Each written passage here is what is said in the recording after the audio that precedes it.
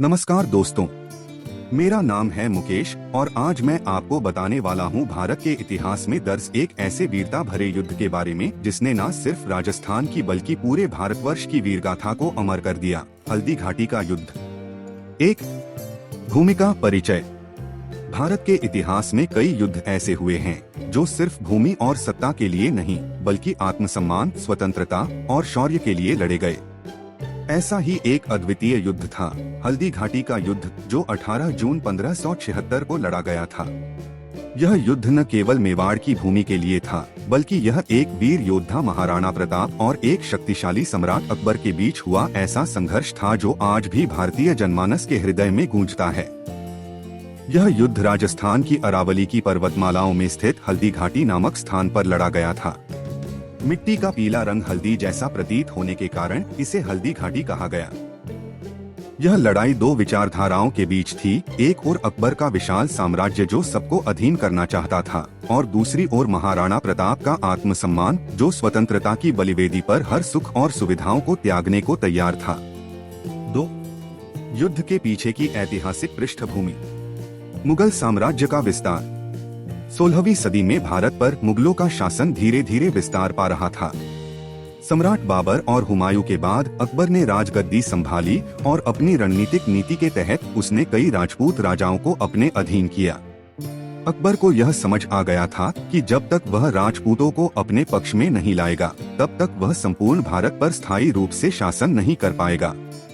इसलिए उसने कई राजपूत राजाओं से वैवाहिक और राजनीतिक संबंध स्थापित किए। आमेर जयपुर के राजा मानसिंह, जो स्वयं एक राजपूत थे, अकबर की सेना में उच्च पद पर नियुक्त हुए। महाराणा प्रताप की स्वतंत्रता नीति। मेवाड़ के राजा महाराणा प्रताप ने अकबर की अधीनता को स्पष्ट रूप से ठुकरा दिया। उन्होंने संदेश भिजवाने वालों को भी साफ इनकार कर दिया। प्रताप के लिए स्वतंत्रता सर्वोपरि थी। वे किसी भी कीमत पर मेवाड़ को मुगलों के अधीन नहीं होने देना चाहते थे। यही टकराव इस युद्ध की नींव बना। 3 युद्ध के पूर्व की घटनाएं। अकबर ने प्रताप को मनाने के लिए कई प्रयास किए। तोडरमल, राजा भगवान दास, मानसिंह जैसे प्रतिनिधियों को भेजा, लेकिन महाराणा प्रताप ने सभी को इनकार कर दिया। उन्होंने कहा, जब तक मेरे शरीर में प्राण हैं, मैं मेवाड़ की आजादी को किसी कीमत पर नहीं बेचूंगा।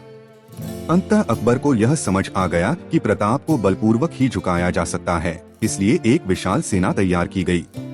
4 सेनाएं और उनकी संरचना। मेवाड़ की सेना। राजा महाराणा प्रताप। सेनापति हकीम खान सूर, अफगान सेनापति। अन्य योद्धा रामशाह तोमर, झाला बीदा, राणा पूंजा, भील सेनापति, भामाशाह के दान से सुसज्जित सेना। संख्या लगभग 15,000 20,000 सैनिक। मुगल सेना। सेनापति राजा मानसिंह, आमेर। अन्य असफ खां, सैयद हुसैन, बहादुर खां। संख्या लगभग 80,000 सैनिक, कुछ जगह 60,000 भी उल्लेखित। युद्ध आसमान था, एक ओर विशाल मुगल सेना आधुनिक हथियारों से लैस और दूसरी ओर महाराणा प्रताप की सीमित लेकिन साहसी और निष्ठावान सेना।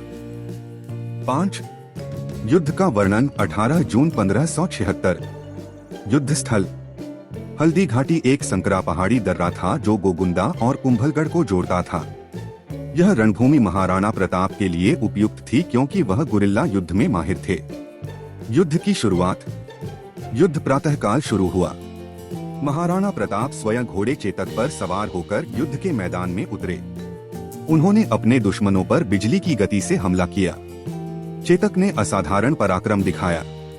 उसने अपने पिछले पांवों से मुगल हाथी की सूंड पर चढ़कर प्रताप को ऊपर पहुंचाया ताकि वे मानसिंह पर वार कर सकें।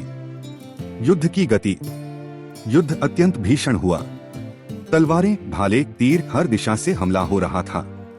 मेवाड़ी सैनिकों ने मुगलों को पीछे धकेल दिया।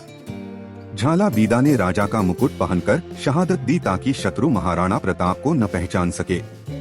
हकीम खान सूर ने भी अद्भुत वीरता दिखाई और बलिदान दिया। चेतक की वीरगति। युद्ध के दौरान चेतक को गंभीर चोटें आईं। फिर भी वह महाराणा प्रताप को पीठ पर बैठाकर एक गहरे नाले को पार कर गया। प्रताप को सुरक्षित स्थान पर पहुंचाकर चेतक धरती पर गिर पड़ा और वीरगति को प्राप्त हुआ। 6 युद्ध का परिणाम। युद्ध केवल एक दिन चला लेकिन इसका प्रभाव वर्षों तक पड़ा। मुगल सेना भारी संख्या में होते हुए भी निर्णायक विजय नहीं पा सकी। महाराणा प्रताप को युद्ध भूमि से पीछे हटना पड़ा, लेकिन वे कभी भी आत्मसमर्पण नहीं किए। अकबर को मेवाड़ पर पूर्ण नियंत्रण कभी नहीं मिला। 7 युद्ध के बाद महाराणा प्रताप का संघर्ष। जंगलों का जीवन। प्रताप ने अपनी रानी और बच्चों के साथ जंगलों में जीवन बिताया। वे घास की रोटियां खाकर भी अपने स्वाभिमान को न झुका सके। भामाशाह का योगदान। भामाशाह ने अपनी पूरी संपत्ति दान की, जिससे प्रताप फिर से सेना तैयार कर सके। उन्होंने पुनः संगठित होकर मुगलों के कई किले वापस जीते। नई राजधानी चावंड। प्रताप ने चावंड को राजधानी बनाया। कुंभलगढ़, गोगुंदा, दीवेर जैसे क्षेत्रों को पुनः जीत लिया। 8 अकबर के प्रयास और असफलताएं। अकबर ने कई बार प्रताप को परास्त करने की कोशिश की। उसने टोडरमल, राजा भगवान दास और अन्य अधिकारियों को फिर से भेजा, लेकिन महाराणा प्रताप ने स्पष्ट कहा, मेरे शरीर में प्राण रहेंगे, परंतु मैं दिल्ली के तख्त के आगे नहीं झुकूंगा।